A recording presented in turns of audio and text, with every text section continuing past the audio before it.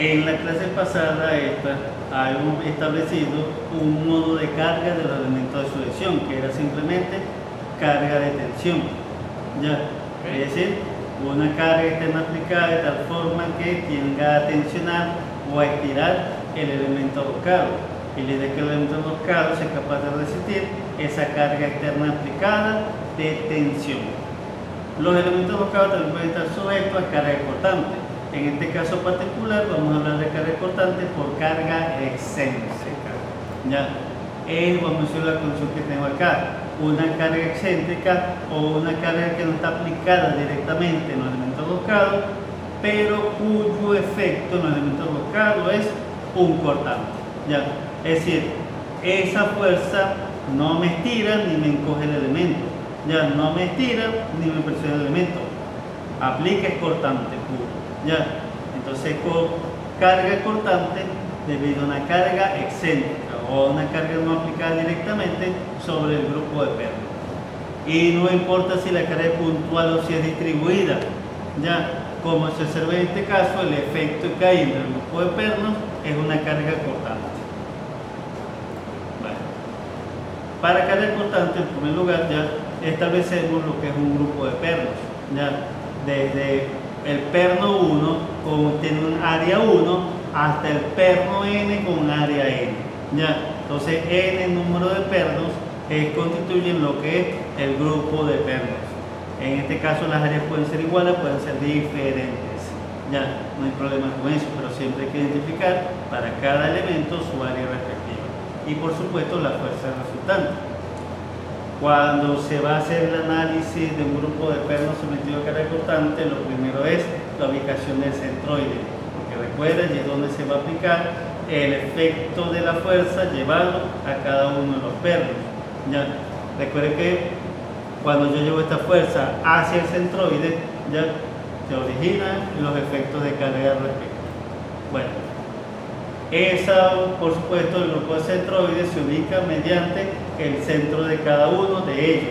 Tengo entonces la ubicación del centroide en el eje X, la ubicación del centroide en el eje Y, que tradicionalmente se denomina X barra y Y barra. Ya, vamos a decir la nomenclatura común para la ubicación de un centroide, en este caso de un grupo de pernos. Por supuesto, el X barra se calcula con esta ecuación. La sumatoria de los A sub I por los X sub I sobre la sumatoria completa de los A sub I. Y Y barra igual se calcula como la sumatoria de los A sub I por los Y sub I entre la sumatoria total de los A sub I. Estos sí, los pernos, vamos a decirlo, vamos a decir la ecuación general. Ya, si las áreas son iguales o son diferentes, bueno, ya es otra cosa. Pero esta es la ecuación general. Ya para calcular la ubicación del centroide del grupo de pernos respecto a un sistema de referencia. ¿Ya? Entonces debo ubicar el sistema de referencia y en base a eso, a ubicar las distancias X sub I para cada sub I y la distancia Y sub I para cada A sub I. ¿Ya? Bueno. ¿Por qué necesito eso? Porque necesito calcular la longitud o la distancia que hay desde el punto de aplicación de la fuerza hasta el centroide, que lo necesito para los cálculos como lo habrá visto. ¿Ya? Entonces no necesito la longitud de la viga, necesito la longitud o la distancia que hay desde el centroide hasta la fuerza aplicada. Bueno, recuerden por favor que cuando esa fuerza yo la llevo al centroide, la llevo a llevar con su esfuerzo. ¿Ya? Entonces la fuerza en el centroide me origina un esfuerzo cortante que obviamente debo equilibrar. ¿Ya? Si la fuerza va hacia abajo, entonces el cortante de reacción va hacia arriba. Igual, fuerza por brazo, ya no es un momento flector, pero obviamente va en este sentido, dentro de la pantalla lo tengo que colocar en sentido contrario para anular el efecto respectivo. Bueno, ahí está un momento entonces aplicado y la fuerza aplicada en el centroide. Después entonces ya se supone que esa cortante aplicada en el centroide debe ser anulada por cada uno, o esa carga debe ser distribuida en cada uno de los pernos. ¿Ya? En este caso se distribuye ya de forma equitativa, entre comillas. ¿Ya? Entonces, la carga cortante total se distribuye ya en cada uno de los pernos. Y esta fuerza que está acá, ya que me anula el cortante total, a esto se le llama fuerza primaria, fuerza cortante primaria, el nombre completo, fuerza cortante primaria, la fuerza en cada perno que me anula el cortante total en el centroide. Ok, esa fuerza primaria se calcula como el cortante total por cada una de las áreas entre la sumatoria de todas las áreas. Ok, esto si los pernos son diferentes. Si los pernos son iguales, se aplica esta ecuación directa, el cortante entre el número de pernos. ¿Ya? ¿Ok? Ese es para la cortante primaria. Cada uno de los pernos yo lo puedo localizar de centro a centro, es decir, desde el centro del grupo de pernos, desde el centro del grupo de pernos hasta el centro de cada perno. Obtengo entonces una distancia que vamos a decir lo que se llama en radio, entonces tenemos un radio 1, un radio 2, un radio 3, un radio 4, hasta un radio N. ¿Ya? Por supuesto, para poder anular este momento flector resultante, yo tengo que aplicar una carga perpendicular al radio, de tal forma que me genere un momento flector que me anule el momento total aplicado. Fuerza por brazo ya me da momento. Quiere decir entonces que cada uno de los pernos va a aplicar o se va a sentir una fuerza cortante que se va a llamar fuerza cortante secundaria, de tal forma que al multiplicar por el brazo o por el radio me da el momento flector para anular el total. Esa fuerza cortante secundaria se calcula con esta ecuación: el momento total, el área del perno que estoy analizando, la distancia del perno que estoy analizando, sobre la sumatoria de los A sub i por los R sub i al cuadrado. Esto para pernos diferentes. Si fuesen pernos iguales, ya sería simplemente, simplificando los términos, sería M por la distancia al perno que estoy analizando sobre la sumatoria de los R sub i al cuadrado. Así se calcula entonces el cortante secundario. Ok, tengo un cortante primario y tengo un cortante secundario, pero me interesa la resultante.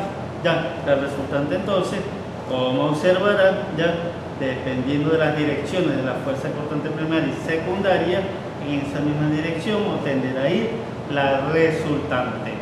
Yo necesito calcular la resultante porque yo necesito determinar cuál es el perno crítico. ¿Cuál es el perno crítico? Simplemente el que tiene la mayor carga, ya, el que resiste la mayor carga. Generalmente es el más alejado, ya, si los pernos son iguales. Pero si los pernos fuesen diferentes, ya, pues no necesariamente se cumple eso. Pero para pernos iguales, el más alejado generalmente es el más crítico.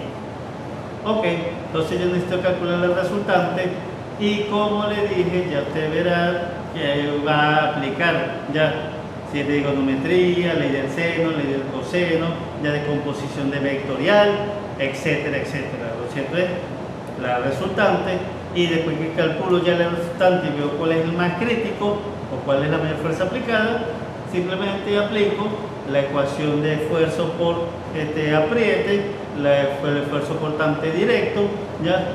Y el esfuerzo de aplastamiento, que son, vamos a decir, los modos de carga que suceden tanto en la roca, tanto en los elementos sujetados como en los sujetadores. Ya son las condiciones de carga con las que yo manejo. Ok, recuerde por favor trigonometría.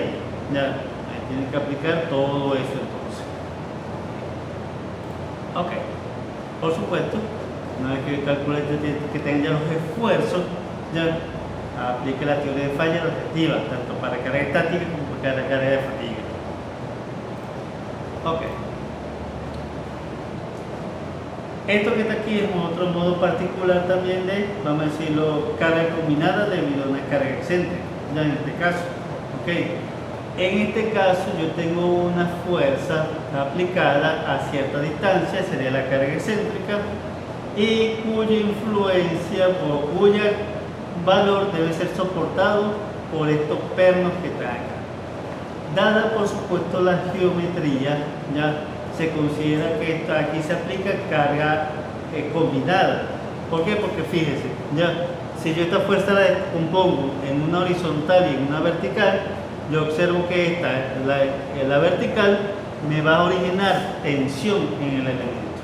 ya, mientras que la fuerza horizontal me va a brindar cortante, ya, entonces tengo una carga combinada. Lo mismo sucede acá también, ya, debido a la distancia que hay desde la fuerza hasta, vamos a decirlo, donde está el pivote, ya se origina, ya, vamos a decirlo, un cortante primario y se origina un momento flexible, ya. Ok, por supuesto, ya, vamos a decirlo, en este caso donde se aplica una ménsula, ya, esta cosa se le llama así, una ménsula, exactamente. Como que se llama en el hogar, una repisa, exactamente. Ah, ok. Una repisa. Una repisa. Una repisa, exactamente. Una repisa. Que Ok, se pone con, pero ¿cómo se llama? Pie de amigo. los pies de amigo, exactamente. Entonces, esto que está aquí es un pie de amigo. Ya, entonces, cuando se aplica la carga, se observa que ya, o vamos a decirlo, siempre se hace la suposición de que en el borde de la pieza, allí el sistema actúa como un pivote. Ya, es decir, como si esto fuese fijo y esto me origina entonces una flexión en el elemento. Total, esa flexión del elemento lo que me origina es una carga de tensión en cada uno de los pernos. Por supuesto, el perno más alejado del pivote, ya, ese va a ser el perno más crítico. ¿Ok? O van a ser los pernos más críticos. Y por supuesto, entonces, me origina tensión en el elemento y por supuesto esta fuerza me origina un cortante también en el elemento. ¿Ya? Así vamos a decirlo como se analiza generalmente este tipo, vamos a decirlo, de combinación de cargas. ¿Ya? Para ménsulas, repisas o pie de amigo, como lo quieran llamar. ¿Ya? Entonces, cortan una fuerza axial y una fuerza cortante. Carga combinada de una carga axial. ¿Ok? Y por supuesto entonces ya puedes calcular el esfuerzo, puedes calcular el cortante, puedes calcular el aplastamiento. Ya explica la teoría de falla. Total, entonces, en los elementos locados ya pueden existir distintos tipos, vamos a decir, distintos modos de carga. La primera que vimos, tensión en los elementos locados y en los elementos sujetados. Ya vimos cómo se calculaba. Ya, cortante puro aplicado, ya, flexión debido a una fuerza cortante pura, también lo habíamos visto, ya, esfuerzo, vamos a decirlo, de ruptura o de aplastamiento, ya, en los elementos sujetados y en los sujetadores, ya, este es esfuerzo de aplastamiento, esto es esfuerzo de ruptura, ya, carga cortante de una carga excéntrica, carga combinada debido a una carga excéntrica. Como habrá observado, cada modo de carga tiene su forma particular de calcular. Ya, pues lo que aplicó aquí, usted no lo aplica aquí prácticamente. Ya, por eso es importante que cuando se le dé el ejercicio, ya, usted tiene que determinar bajo qué modo de carga está siendo afectado los elementos sujetados y el sujetador. Para decir, es cortante, cortante directo debido a carga excéntrica, entonces estas son las ecuaciones que voy a utilizar y se acabó. No, es solamente un esfuerzo de tensión aplicado, entonces estas son las ecuaciones que voy a utilizar. ¿Ya? Entonces cada modo de carga tiene su manera de calcular. La idea es que usted identifique el modo de carga para aplicar las ecuaciones correspondientes y no estar inventando otra cosa. Ok. Y para finalizar, ¿ya? Cuando se hace el apriete, ¿ya? Vamos a decirlo, para este caso en un par de placas, ¿ya?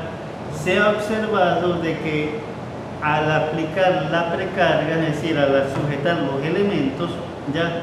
Sobre la superficie se origina una fuerza de fricción, ¿ya? ¿Ok? Claro, porque yo estoy aplastando, vamos a decirlo, con el elemento local, yo estoy apretando ambas placas, ¿ya? Okay, entonces estoy aumentando, vamos a decirlo, la fuerza de contacto entre ellas.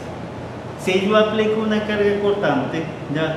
Esa fuerza de fricción que se genera por el apriete del tornillo, en algunos casos es más que suficiente para resistir la carga. Es decir, la carga no estaría sujeta por los elementos locados, sino simplemente por la fuerza de fricción debido al aprieto. ¿Ok? Se puede calcular esa fuerza ya con esta ecuación, aunque vamos a decirlo, eso solamente ocurre cuando se hace, vamos a decirlo, en el aprieto inicial. ¿Ya? ¿Qué pasa con el tiempo? Que con el tiempo esa carga se reduce, ¿ya?